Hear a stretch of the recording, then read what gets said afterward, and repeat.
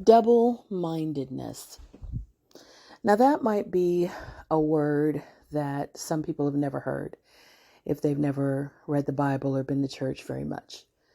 But there's a scripture that says, a double-minded man is unstable in all his ways, and let not that man expect anything from God. So to be double-minded is basically what we say when we mean that people are talking out of both sides of their mouth. They're contradictory. They say one thing, and then they pretty much say the exact opposite.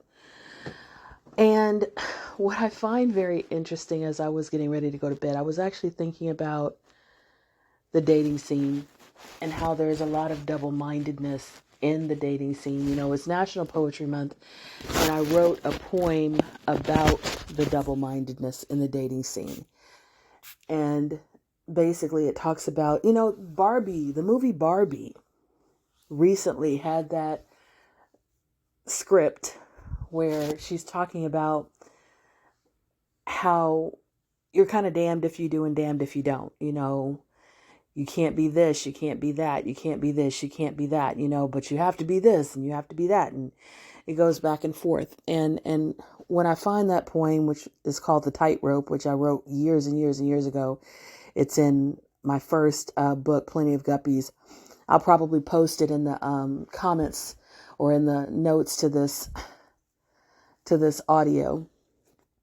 But I'm bringing that up because, patriarchy is built on the idea that a white Christian heterosexual male is at the top of the social totem pole and everybody else is below him.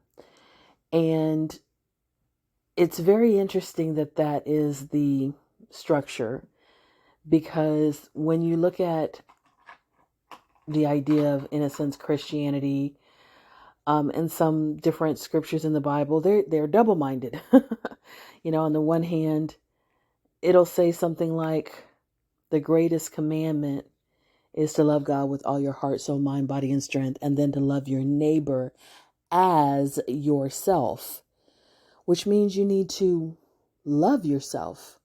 But a lot of patriarchy has been about women not loving themselves, about women sacrificing themselves, not thinking about themselves, about the idea that a woman thinking about herself at all, loving herself at all, taking care of herself at all is selfish and sinful, and that she should put everyone in front of herself, above herself, and give herself for everyone else, which is the opposite of loving someone as yourself.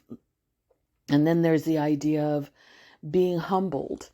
Now, in the Bible it says, don't you know ye are gods? Tells us that we're made in the image of God, right? And of course, if you're made in the image of something, that means you have qualities of that thing that you're made in the image of. But once again, patriarchy would have women believe that they're less than, that they have really no value, that a man is basically taking pity on them and giving them their worth, because without his approval, without his validation, she has no worth. If, in the past, if a woman wasn't married, what good is she? If she didn't give kids, what good is she? So patriarchy is just as double-minded as some scriptures in the Bible.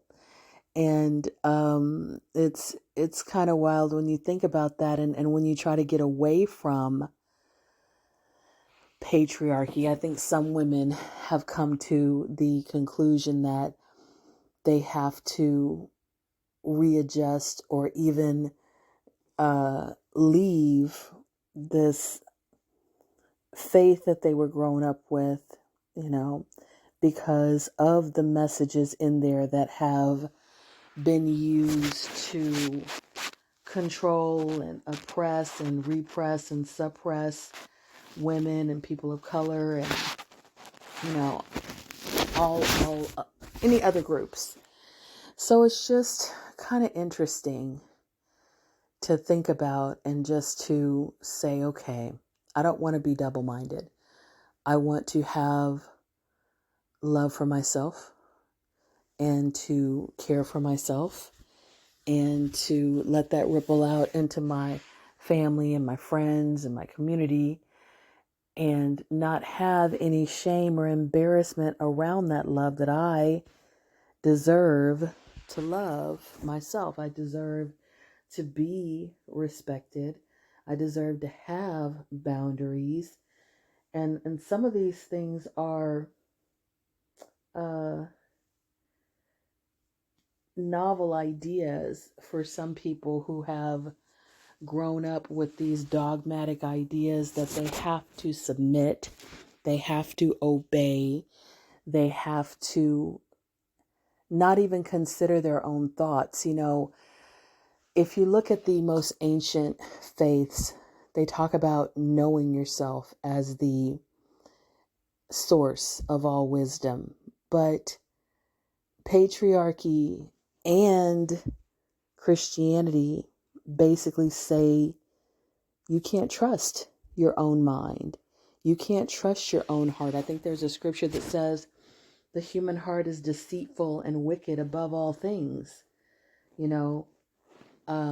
There's another one that says, trust in the Lord with all your heart and lean not onto your own understanding.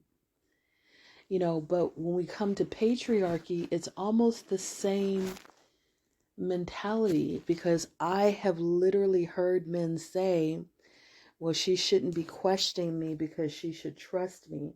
She should trust my judgment. She should know that I'm doing what's best for everybody, for the family.